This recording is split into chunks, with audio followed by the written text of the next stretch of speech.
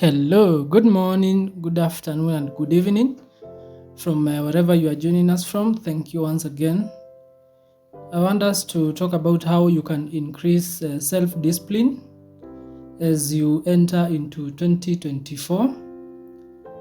I know that this is a topic that you really need in your life to improve your life. And probably you've wished that you had more willpower. So have you ever wished that you had more willpower? Have you ever felt that you are constantly fighting against temptation and struggling to stay on track with your goals? You are not alone, and I know that's a feeling that you might have had in the past. It is a common thing to all humanity, especially in today's world where instant gratification and endless distractions makes it more challenging than ever to maintain self-control. But what if I told you that there is a key to unlock success and fulfillment, and that lies not in external forces but within yourself?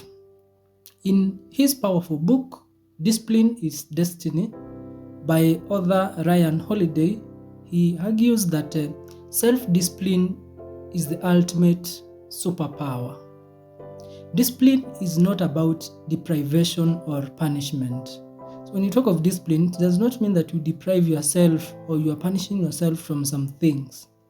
It is all about making conscious choices that align with your long-term vision and values. Discipline or self-discipline is about having the strength and the focus to overcome obstacles and persevere through challenges. It is about being the master of your own destiny, right? So, boosting your self-discipline is not a magic trick. If you want to boost or increase self-discipline in your life, simply know from the word go that it is not a magic trick. It is a steady climb. It is not a sprint, but a marathon. But where do you begin? You start small. You pick a single habit to build or break. For example, there might be some habits that you want to break, or probably you want to build some new habits. You want to remember our issue here is to do what? To increase our self-discipline. So you start small. Pick just one habit that you want to break or you want to embrace in your life or to build. Then after you've picked that habit, you then plan your schedule and stick to it. Scheduling is very important. Then, now that you have a schedule and you have this habit that you have, where do you go next? You track your progress to stay motivated. You've picked your habit, you've planned a schedule, and then you have been faithful to stick to it. Then you keep on tracking your progress. And what's the importance of tracking? To make you be motivated, to help you stay motivated. Then in the process, as you are going on with your building of the habit or breaking an habit that you want, for example, you've been tracking your progress. In the process, ensure that you identify triggers. Identify triggers that weaken your resolve and avoid them. So you must be very sensitive to identify some triggers, right? That may in a way weaken your resolve to maybe building a new habit or breaking a bad habit, and then work on ways on how you can avoid them. Then reward yourself for successes, because big or small, they always keep you motivated. All right? So then along the way, remember we've said it's not a sprint, it is a marathon. There will be setbacks. There will be obstacles along the way. You cannot run away from them, because there are always opportunities to help us grow more resilient, to learn, and also relearn. All right? So embrace setbacks as learning opportunities.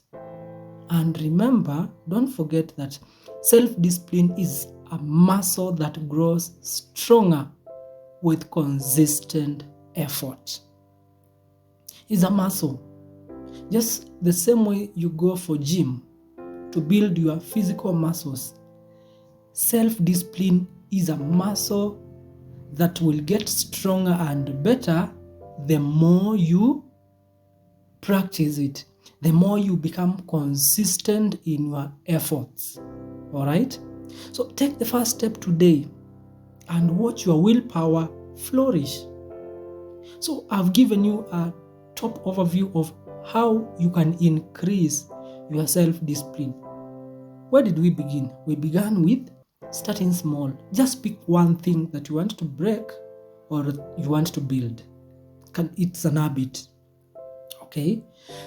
From there, start by planning a schedule. Do not just start working on that habit right away.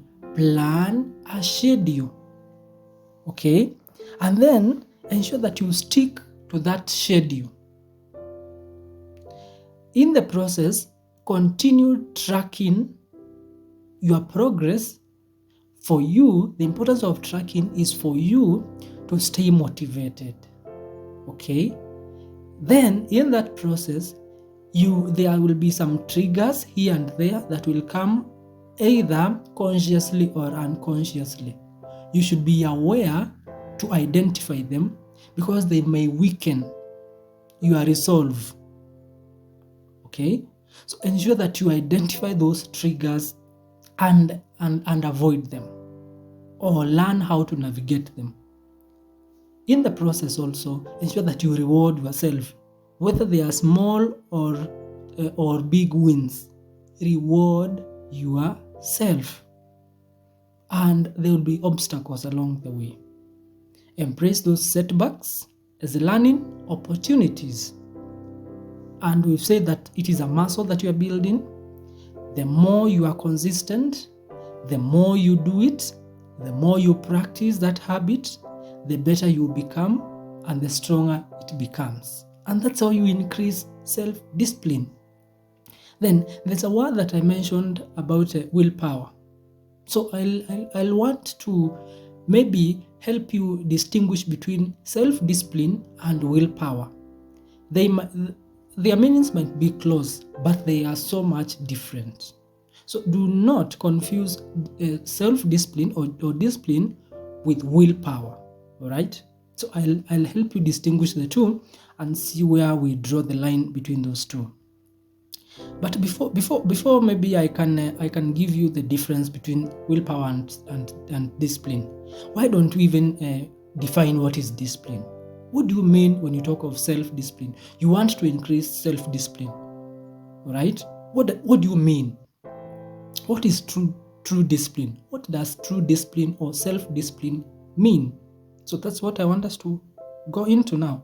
So true discipline goes beyond mere self-control and adherence to rules. It is a deeper understanding of your values. That's what we mean when we talk of true discipline or self-discipline. Do you understand your values deeply? So we've talked of it's a deeper understanding of your values, your desires, and long-term goals. And then, that's why it gets now sweet, aligning your actions with those values, those desires, and those goals, even when it is difficult. Okay? So here it's what we say. When we talk of self-discipline, we are talking of now you have your values already, you have your desires, and you have your goals. And by the way, where do you get these three things? Where do you get your core values? Where do you get your desires? And how do you set your goals? Where do you set your goals from? You do that from your purpose. Otherwise, if you make goals that are outside your true self, your authentic self, that are outside your purpose, definitely along the way, you will revise them. Those goals will drain your energies. So that's why the starting point should be, what is your gift to the world? What is your purpose for existence? What is that hidden fruit that you have that is meant for humanity. That's the starting point. That's where you start. Okay? Now from there, when you realize or you find your gift or your purpose to the world, you automatically start now getting into alignment with your values, with your desires, and now you can set long-term goals based on what? Your purpose. So now discipline comes when you have your purpose already. I'm assuming that you've now defined your core values, you have your desires ready, and now you've made your goals. Discipline comes, or self-discipline comes, when now you will be true to aligning with those goals, those desires, and those values, even when it is costing your life, even when it is costing your job, even when it is costing your friendship, even when it is so difficult. So if you can keep into alignment with those things, the goals, the values, and the desires based on your purpose, then we can say you are disciplined. That's true discipline. That's self-discipline. So when discipline isn't just about the things that you avoid yourself doing. It's based on alignment with your values, goals, and desires, which were made from your purpose. Do you understand that? So what are some of the characteristics of true discipline? Now that we've known the meaning of discipline, what are some of the characteristics of true discipline? So true discipline, the one that now you have to be aligned with your values, it is intrinsic and self-motivated. That's one of the characteristics of true discipline. It is intrinsic, inward, and self-motivated. You become your own soldier.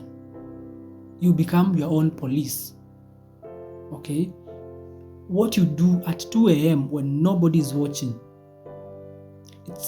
when your partner is not around, when your friends are not with you, what you do during that time depends on the level of discipline that you have, and you know yourself. Okay, so self-discipline, or one of the characteristics of true discipline, is intrinsic and self-motivated. This means it comes from within.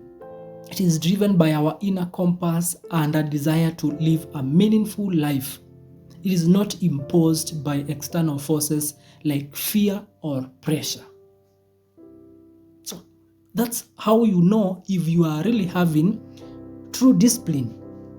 And that's how you know the level of your self-discipline that you are in. So when you want to increase self-discipline now, you have to understand or look at your life, self-awareness. How have I been relying on external forces such as fear, pressure, or maybe accountability for me to do or to get aligned with my goals or the things that I've set in my mind, the goals that I have set?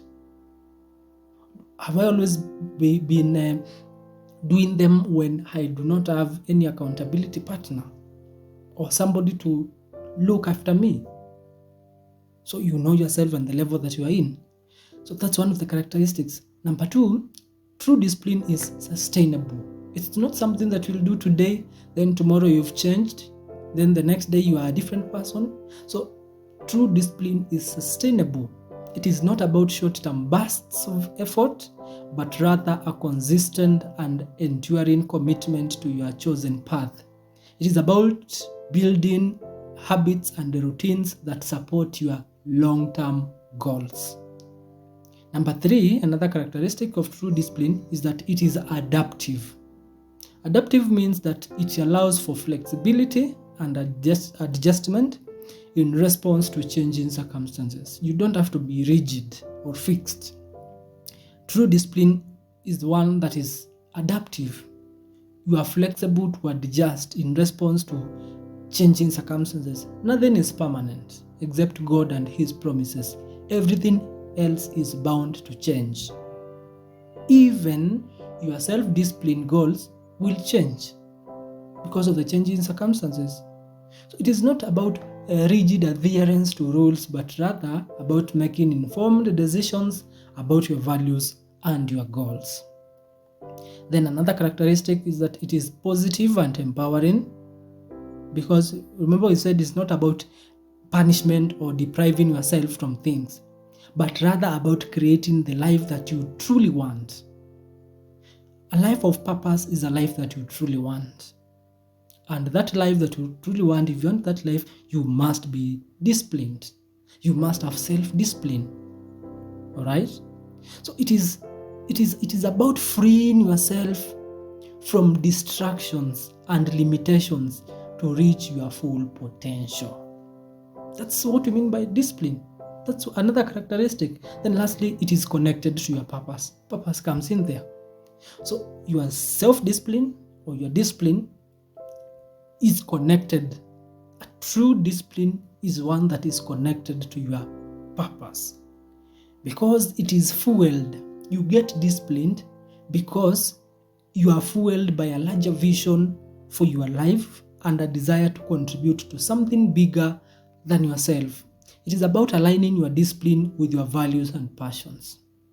If you do not have a purpose, for example, you will eat all types of junk because there's no need why, or you've no motivation of why you should keep your body fit and healthy.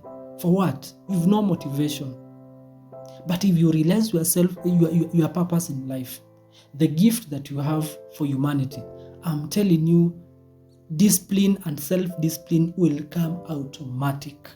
It will dictate what you will eat, where you will go, the friends you will keep, and remember all those things. Your life will be aligned.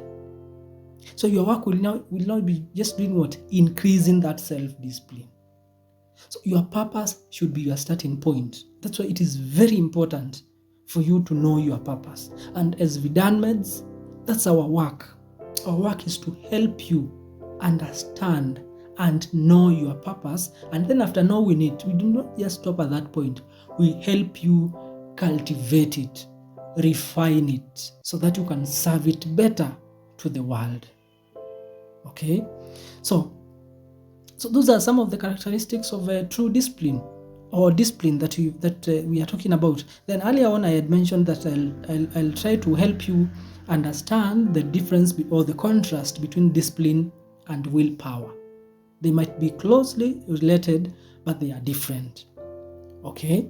So discipline and willpower are often conflated, but they are distinct concepts with different roles in achieving different goals.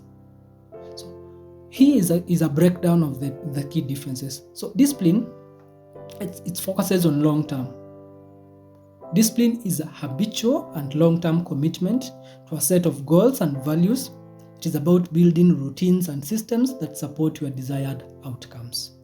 On the other hand, willpower focuses on the short term, because willpower is a short-term burst of effort that is used to resist temptation or achieve a specific goal. It is like a muscle that can be depleted over time. That's willpower. There are some things that you really want to do at a given time or at a given season in life. But now, you've no willpower to do them.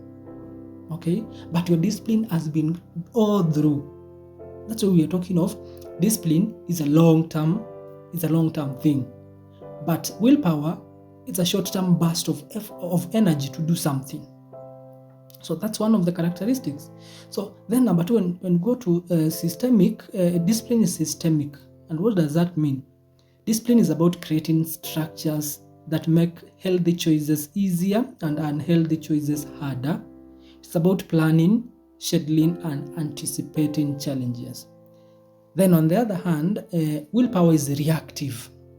So we can say a discipline is proactive. You plan, you schedule, you anticipate for changes and challenges. So you are proactive. Okay? But willpower is reactive. Willpower is mostly reactive and is used in response to immediate challenges or temptations. It's about resisting impulses and making difficult choices. So those are some of the two powerful differences between between discipline and willpower. Of course, there are others. You can look at it. We have a write-up of this, how to increase your self-discipline in our website. That is vidanmeds.com/blog. Then you can search how to increase self-discipline, just that in the search bar. Or else I will also leave a link to the same write-up of these tips in the description below. So you'll get more differences and an in-depth difference between willpower and discipline. But those are the two main ones that I've shared with you. So maybe you might be wondering, what are some of the characteristics or what are some of the habits of highly disciplined people? And of course, I know you can mention them so far because you have now the big idea. So what are some of the habits of highly disciplined people? What do they do? So, number one, they set clear goals and priorities. And remember, they all come from what? Their purpose. So, highly disciplined people, there's somebody that you've seen as a role model in terms of discipline. So, that person, you'll find that they've set clear goals and priorities. Because discipline thrives on clarity. If you are not clear with what you want, or what you want to achieve in life, or where you are going, you will not be disciplined. It will be a hard work and will not make it, will not succeed. Discipline thrives on clarity. Before embarking on a journey, disciplined individuals take the time to define their goals and establish their clear priorities. These are my boundaries, these are my priorities. So they begin at that point. They set smart goals, ensuring that they are specific, measurable, achievable, relevant, and time-bound. This provides a roadmap and direction for their actions while eliminating the ambiguity that can lead to procrastination. Goals and priorities, very important, and they come from your purpose. Number two, another characteristic is that they develop strong work ethics. These people who are highly disciplined develop a strong work ethic, because discipline is not just about willpower. Willpower is short-lived, but about hard work. So highly disciplined individuals understand that achieving their goals requires dedicated effort. They cultivate a strong work ethic, embracing challenges and refusing to shy away from the necessary work. This unwavering commitment lays the foundation for their success. Okay? Number three, they've mastered the art of delaying gratification. Highly disciplined people have mastered the art of delaying gratification. The ability to resist immediate pleasure for long-term rewards is the hallmark of discipline. Highly disciplined individuals understand this concept very well. They possess the fortitude to say no to instant gratification, and instead they focus on the greater good that awaits them in the future. Wherever they are seen is much more important than wherever they are stepping on. So that's why they have that willpower and they have the power to delay gratification. Then they also prioritize self-care. It's another habit. So discipline is not about neglecting your well-being. Highly disciplined individuals establish routines that support their goals and values. They wake up early, plan their day, and avoid procrastination. These routines become ingrained habits, reducing the need for constant willpower and decision-making, freeing up mental space for more important tasks. It's another characteristic. They prioritize their self-care. Then number 5, they build supportive routines. They embrace challenges. They surround themselves with positive influences. They practice mindfulness. Number 8, number 9, they celebrate their achievements. Number 10, they forgive themselves and learn from mistakes. So those are 10 habits or characteristics of highly disciplined people. Began with number 1, they set clear goals and priorities. They develop a strong work ethic. They master the art of delaying gratification. They prioritize self-care. They build supportive routines. they embrace challenges, they surround themselves with positive influences, they practice mindfulness, they celebrate their achievements, and they forgive themselves and learn from their mistakes. So, back to the drawing board. How can we increase, or how do you increase your self-discipline? Point blank, start with setting your goals, your values, and your priorities. It's better if you do that when you've known your purpose. But still, you can do that if because maybe you might want to be disciplined in the short term, in some aspects of life that maybe you are going through.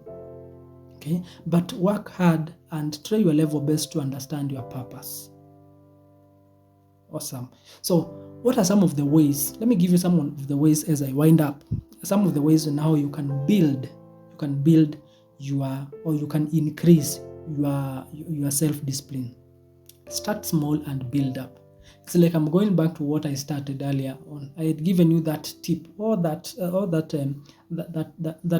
journey. So start small and build up. Do not try to overhaul your entire life overnight.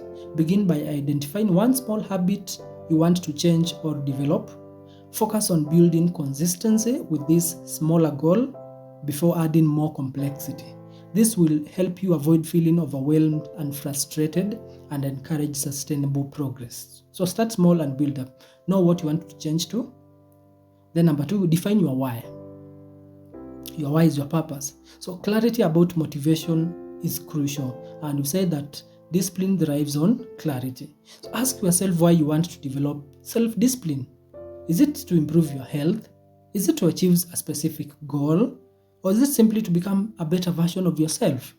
Connecting your self-discipline efforts to your core values and aspirations will fuel your motivation and commitment. Number 3, break down overwhelming tasks. So large and daunting tasks can trigger procrastination and overwhelm. So divide those goals into smaller and more manageable ones, and that will make them less intimidating and allow you to experience the satisfaction of progress, boosting your motivation to persevere. Number 4, plan and schedule. Very important. Planning and scheduling, it's very important. So proactive planning is key to staying on track. So schedule specific times for working towards your goals and stick to your schedule as closely as possible. This will help you avoid impulsive decisions and ensure that you are dedicating focused time to your priorities. Number 5, track your progress. Very important to keep you motivated. Tracking your progress is a powerful motivator, because so you can use a journal app. It's a journal, an app, or any method that you can use to record your achievements, no matter how small they are. Seeing tangible evidence of your progress will reinforce positive behavior and inspire you to continue moving forward. Right? So number 6, identify and avoid triggers. Said along the way there will be some triggers here and there, so identify them and avoid them. So pay attention to situations, emotions, or thoughts that typically weaken your self-control. Those are your triggers. Number 7, reward your efforts. Very key. Number 8, practice mindfulness. Number 9, surround yourself with positive influences. And number 10, embrace failure and learn from your mistakes. So those are practical ways that you can use to increase self-discipline. I've said you can have an in-depth write-up of this in our blog. That's from our website. So do you need some books that can help you boost your self-discipline and self-control? I have several of them. I have Atomic Habits by James Clear, The Power of Habit by Charles, Grit, that is The Power of Passion and Perseverance by Angela, The Marshmallow Test, Mastering Self-Control by Walter, Discipline is Destiny by Ryan, The Now Habit by Neil, The Self-Discipline in 10 Days, The Willpower Instinct, 7 Habits of Highly Effective People, and Mindset by Carol. So I have 10 books for you that you can check and even have a look at them. So that's the end of this part, and I know now that you've known how you can increase your self-discipline and become a better version of yourself. So until next time, bye bye for now, and continue growing and becoming better.